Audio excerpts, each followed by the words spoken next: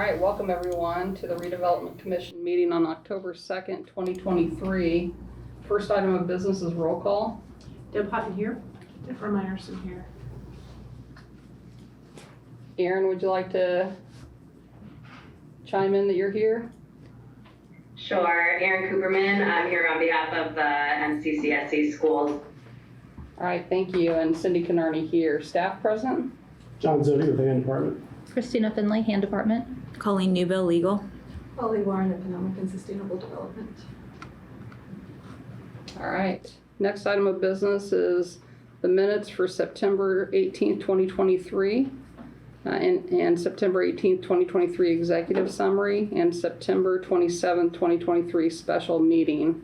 Do any commissioners have any comments or questions? If not, I'll entertain a motion. Deb Hutton, I make a motion to approve all of the minutes as described. I wasn't present for the September 23rd meeting, so, or sorry, the 22nd. There was, sorry, just trying to make sure that I'm chiming in on stuff I was actually there for. I'll second for the September 18th. Do you want me to separate for summary? Well, without Deborah, I don't think we can vote on the... No, if the 27th, that's fine. I misread the dates and I wanted to make sure I was not Okay. seconding something I wasn't actually present for. Okay. So upon reviewing the dates that these are for September 18th and September 27th, I will second that. Thank you. Okay. We have a first and a second. All in favor? Aye. Aye. No one opposed. All right, next item of business is examination of claims for September 29th, 2023 for $140,255.77. Do any commissioners have any comments or questions? If not, I'll entertain a motion. I'll make a motion to approve the claims from September 29th. Deb Hutton, second. We have a first and a second. All in favor? Aye. No one opposed. Next item of business is examination of payroll registers for September 22nd, 2023 for $37,466.60. Do any commissioners have any comments or questions? If not, I need a motion. Deb Hutton, make a motion to approve the payroll registers for September 22nd, 2023. I'll second that motion. All right, all in favor? Aye. Aye. No one opposed. All right, next item of business is report of officers and committees. Is there a director's report? There is, Rosa Canardi. I just had a couple of things. I'm actually going to be giving the Hopewell update tonight as well. So when you get to that, Deb Kuntz is out today. The only thing I had was that I wanted to be sure the board, the members of the commission were invited to the Boards and Commissions Appreciation event that we hold annually with the city. That's going to be October 24th. There's a Tuesday from 5:30 to 7:30 at the Waldron Arts Center. So invite all of you there. We will be taking your picture soon. So prepare. So I maybe at the next, probably the October 16th meeting, we'll want to get a picture of you because that's what we were asked to do. If not, we'll use last year's, but give you that heads up. So that's all my report for right now. All right, thank you. Is there a legal report? I just want Colleen Newbill for Legal. I just want to update the commission that we did the bid opening for the tech center on September 26th, and we will be awarding 3 of those bid packages tonight. The remaining bid packages will be awarded at a later date. All right, thank you. Is there a treasurer's report? I believe Mr. Underwood is on. So. All right, moving on. Business development updates. I just want to reiterate our thanks to the RDC for approving the gap funding for the tech center to go forward. Very excited about that, and like Colleen said, we'll be approving some of those contracts tonight with your blessing. The only other update I have is that Dee La Rosa, our AD of Business Development, is continuing her work on the CTP reapplication, and this is just so we can continue to get more funds, hopefully more funds for the certified trade park. That application is due October 13th. She's basically kind of in writing mode at this point of time. She'll be giving an entire draft of the report to our colleagues over at IU's Public Policy Institute, just so they can make sure that we've got everything we need for that application. We'll be sending it off, but that is progressing nicely. We'll keep you updated. Thank you very much. Hopewell update. Yeah, so like I said, I'm filling in for Deb Kuntz tonight. Couple of things there. The public offering at our first item of business under new business is to consider the public offering notice for blocks 8, 9, and 10 at Hopewell, which are the parcels south of First Street that we did a request for information on earlier this year. Also in those blocks, we're expecting at the October 16th meeting to bring you bids for demolition of most of those buildings. And I say most because there are two specifically that may not remain there.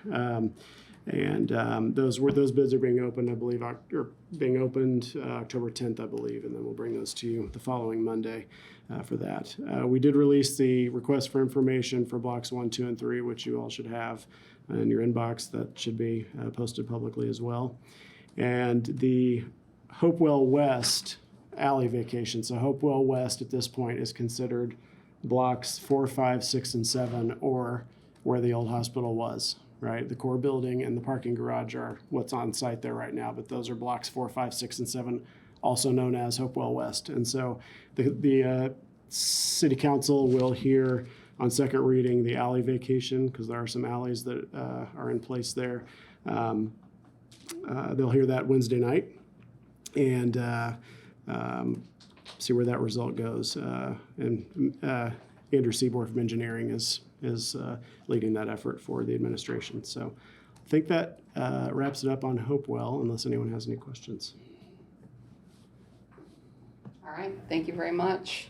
On to new business. First item on the agenda is Resolution 23-73, approval of offering sheets for Hopewell, blocks 8, 9, and 10. So I'll speak to this one as well. Okay. So similar to our July 3rd action on the core building, well, let me back up. You previously did a notice of offering approval for the core building on parcel 5 of Hopewell.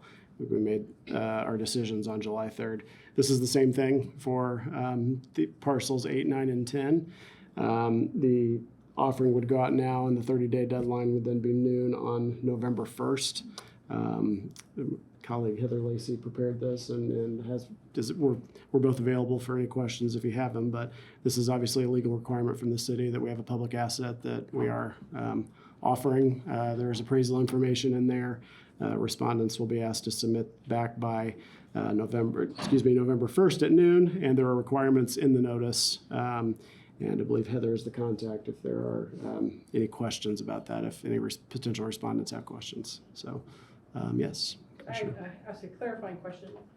In the property descriptions and information, why is it that there is block 8 and 9, which are two separate blocks, but appear to have it be assigned to one parcel number, and block 10, which is a single block to be bid out, has two parcel numbers assigned to it? Blocks 8 and 9 are currently one parcel. Will have to be sort of.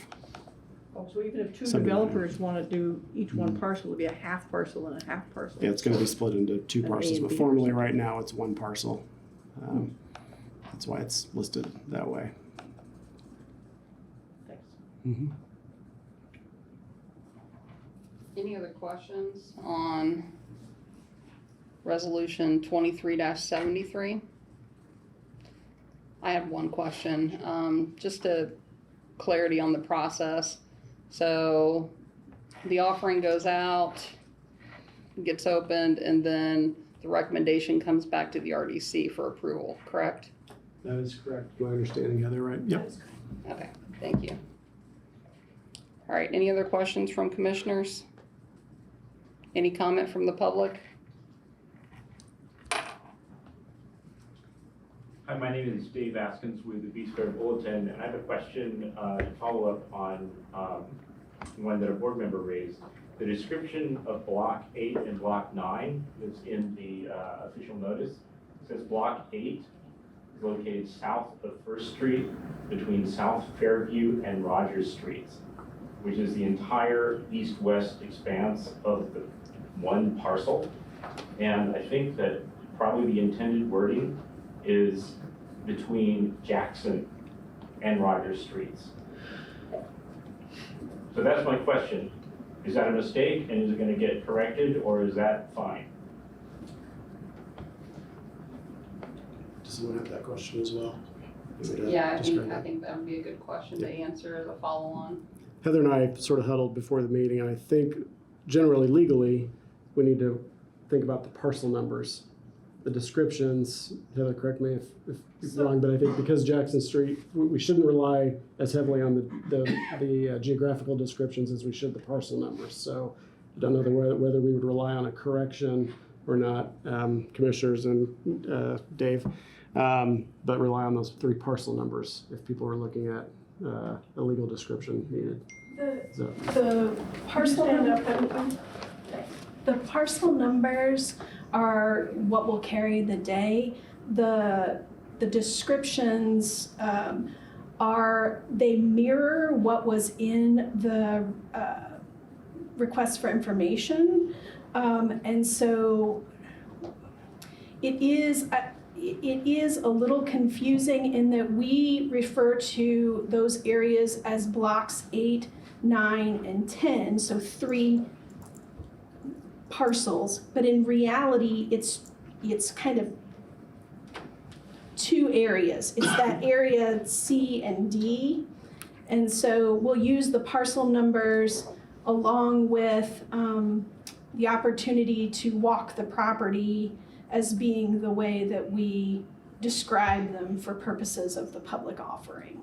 I might also add that the reason there are different descriptions here, we have the purchase agreement, which talks about parcels by letter. That's what you also have looked at when we've looked at security contracts in that respect. The master plan enumerated them and had parcels 1 through 10. So that's where some of that comes through. If you look at page 15 of your packet, you'll see that map and you'll see parcel C or block C, whatever your terminology is 1 parcel, identifies 1 parcel, and you've got D, which would otherwise be 10. So C should be 8 and 9, D is 10. So that's where some of that translation may have existed when you're looking at what is your reference point. I think lately the city has used the master plan and the enumeration of 8, 9, and 10 prior to the master plan being published and talked about a lot and used for redevelopment.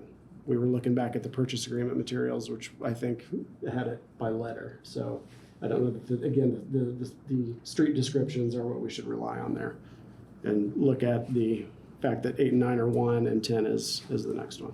If you're gonna have a bid on 8, and someone else only wants to bid on 8, and someone else just wants to bid on 9, then you have to have some way of separating them, not saying they're part of the same thing. You gotta have some way of describing them as separated somehow physically, geographically. So it's my understanding that when we refer to blocks 8, 9, and 10, that is because as part of the master plan, those properties will be subdivided. But because of the time that it takes, the process for subdividing, we're not doing that prior to the bid. So in the event that we received bids that were not for the entirety, for all 3 blocks, or were some variation of that, that would be something that in the review process we would have to try and create the situation where we could compare apples to apples. So people knew as part of the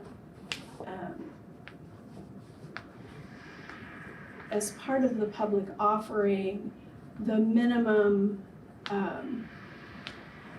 price has been set 2 ways. One, for the entirety of 8, 9, and 10, and then the minimum bid for each of the blocks, as they're described by the master plan.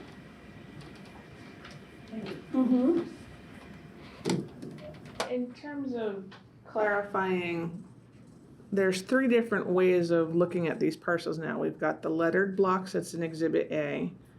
We've got the geographic description in the resolution, and we've got the numbers that are from the master plan that are also in the resolution. What I'm interested in clarifying is there a way to reference it? I understand that there's some things that are still getting sorted out in terms of how the parcels and how they're being offered, but nonetheless, is there any way to have an additional exhibit for clarity so that you can cross-reference and know which the numbers are and how they correspond with the lettered parcels? Because right now, it's not clear to me. And for a legal document, it would seem to need to be really clear because you're having people bidding on them. And anyway, so I'm just trying to understand the clarity of those three different references and how they can be consistently understood across different people who are bidding.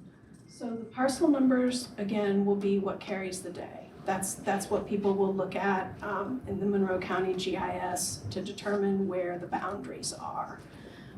If it is useful to the commission to have an additional map that is pulled from the master plan that identifies those areas as 8, 9, and 10, showing the proposed subdivision against that map that shows C and D, where as it is presently, that could be added. I would like to request that. I just think that, again, it's not clear from reading this, even though having the explanation is certainly helpful, but otherwise, without the explanation, it was not clear. So, because otherwise, there's Exhibit A here that illustrates something different than what's in the resolution itself. We'll make sure that all those descriptions are consistent with the street. I mean, we'll make sure that question is clarified as well. Thank you. So, but I do, just to wrap that up, the parcel numbers are what we need to go by here. So those descriptions are going to vary on top of, the umbrella description, so to speak, will vary, but the parcel numbers are where if somebody needs to establish something legally, that's what they're going to go to. So, but I'll work, Heather, let's work on it. We'll work with you on it. So. And the legal description will change in the future once that, So to be clear, the description where it says south of First Street between these, that is not the legal description. Yeah. That is an area, that's trying to define the area for somebody. The parcel number is what is associated with the legal description, which would be something along the lines, not this specifically, but from the southwest corner, 25 feet to the pin, and then another 75 feet south, and that's the legal description. When the property is actually transferred, the legal description will be used. But for purposes of the public offering, what defines and outlines for people interested in making a bid or making an offer is that parcel number. So therefore, would it not be problematic for two developers who want to do 8 or 9, there's only one parcel number, and it covers the whole of C or 8 and 9 together? I think the idea has been, and again, the commission, please correct me if I'm inaccurate in this, but I think the idea has been to leave things open so that the commission could have the opportunity to see how bidders might be interested in developing the property. And that would be in line with the RFI. So, because we had responses originally for the RFI that varied in how they would approach those 3 blocks. So, Does it not have to be, talking about a legal document, have to be some kind of asterisk then for the single parcel that encompasses C or 8+9 that says, which I don't think I saw, if 8 and 9, if this parcel needs to be split, we will do that. Or some very simple kind of sentence, but a clarifying sentence right in the legal document, because it's confusing if I as a bidder should want a do for block 8 or block 9, and yet legally it's one parcel. I don't see any clarifying little comment in there say, by the way, if you want to separate them, we'll be happy to do that in the future. If you don't have one developer take them both on and say, we don't have to separate anything, one parcel's fine. I think that would be part of the negotiation process. The council district overlays you'll see in here just covers block 8, not 9. So the council anticipated those being separated into blocks already. So I do think we need a little bit of flexibility in that to negotiate it out later. Flexibility is So great. I just yeah. wondered if you need to write that we'll be flexible in this Yeah. document. I have to defer to legal on that if that's something we need to put in here or should put in, but I don't know that we I don't know that it's necessary if you, I don't know that it's needed based on the RFI and the conversations we're willing to have with people when they come back and say, I'm interested in responding. So if the commission thinks otherwise, we'll make that change, but I think we're John, was there pretty any solid footing. confusion during the RFI process? Because obviously it'd been the same thing. Yeah. Developers were looking at it and saying, hey, I want this area or that area. I don't think there was confusion as much as it was just, hey, this looks like one block, and we'd say Yeah. they have to be subdivided, just be aware of that. Because there's also infrastructure that's going to have to go in here. So Right. that's part of it. There's still a lot to go. And so I think that comes down to communication and what you're telling people and making sure they know if they decide to respond to the public offering, what's what. So I feel like we have thus far communicated on the RFI pretty well on that and would do so in response to the public offering. Heather, if you agree with that. Yes. So the last question that I have is the way that the resolution is written, that aligns with what legal recommends, correct? Yes. Thank you. All right, any other questions on resolution 23-73?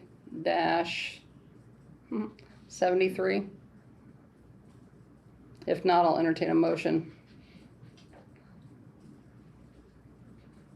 Deborah Myerson, I'll make a motion to adopt resolution 23-73 with the amendment of adding an exhibit that illustrates the numbered blocks. That's what we had just discussed. Because right now, the only exhibit illustrates the lettered blocks. Deb Hutton, second that. Motion.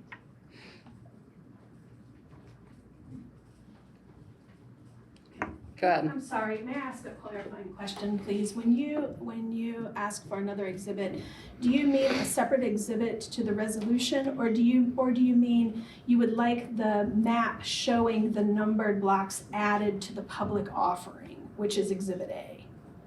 I'm suggesting it being added to the public offering because that Okay. way what's in the written resolution is mirrored by what's in the illustrated exhibit. Okay. Is your second? All right, we have a first and a second. All in favor? Aye. Aye. No one opposed? All right. Next item on the agenda is Resolution 23-74, bid acceptance and contract award for bid package 1 for the Trades District Tech Center. Who'd like to speak regarding this? I will. Resolution 2374 and 2375 were separate from the packet, so if you're looking in the packet for those, they will not be in there. So Resolution 2374 is so the city we held a bid opening on September 26, 2023.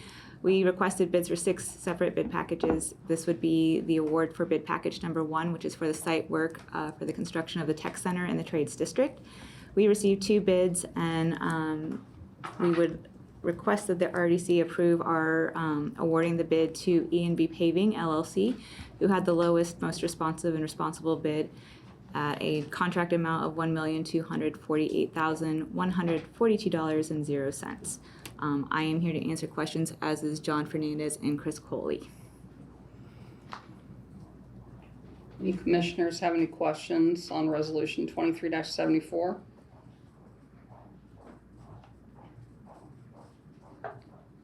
Is there any, go ahead. Dumb question is, E&B Paving more than just a paving company? Are they really well-rounded in construction? Yeah. Yes, they are. Okay, They're full service. full service. Okay, thank you.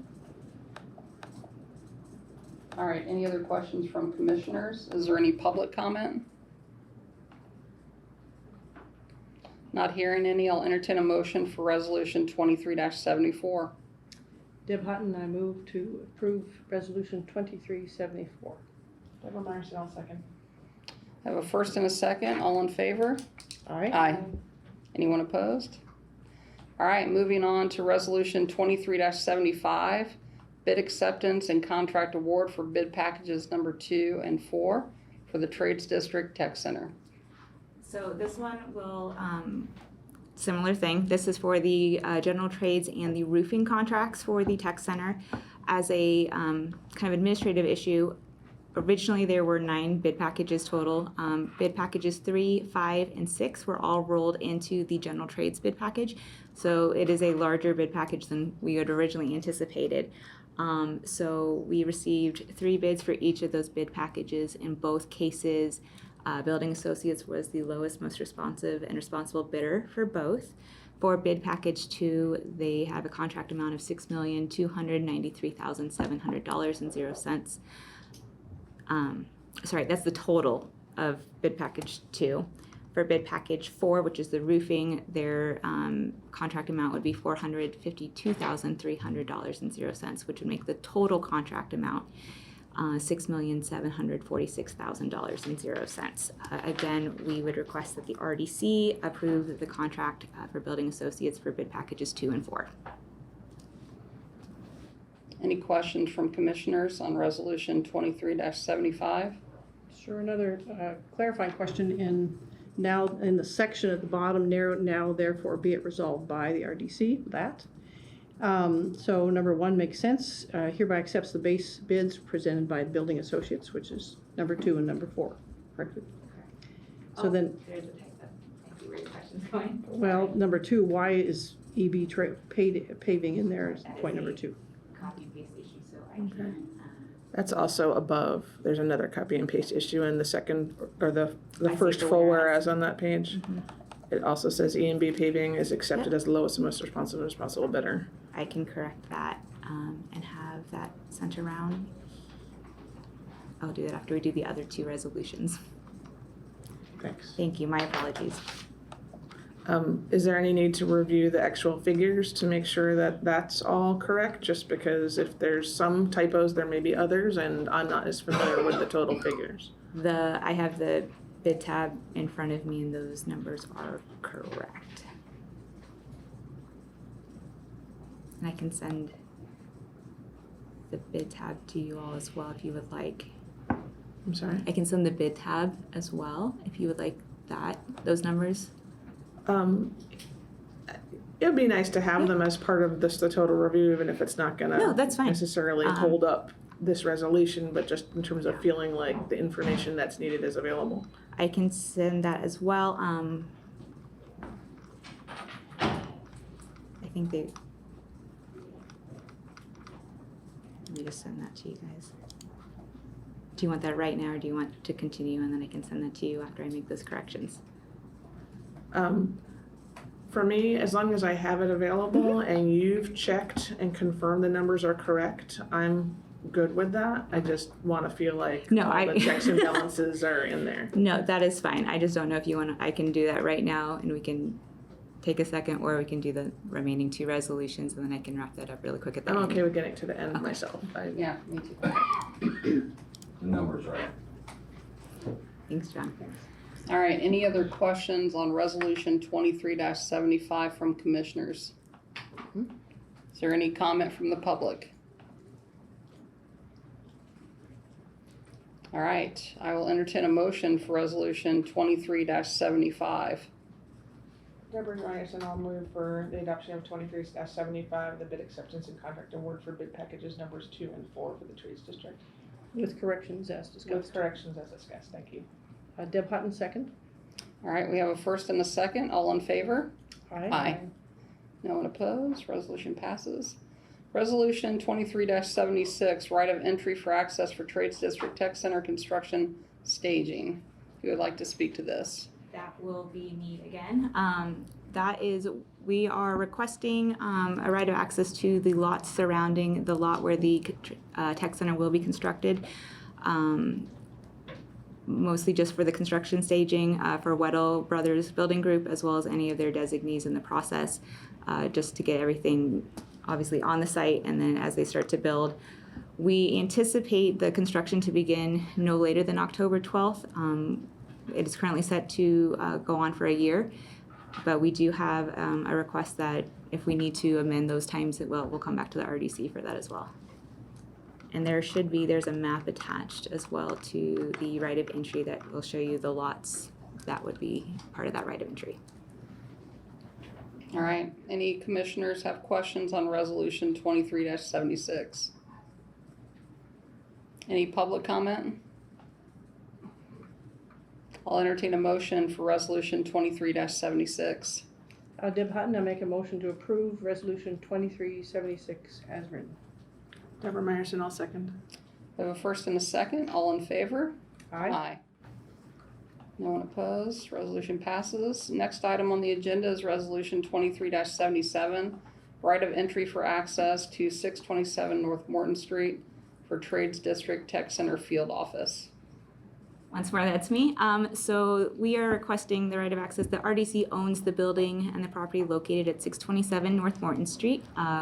Weddle Brothers is requesting that they have the western portion of the building, which is the back half closest to the Tech Center construction area, to set up their construction office for the duration of the construction project. All right.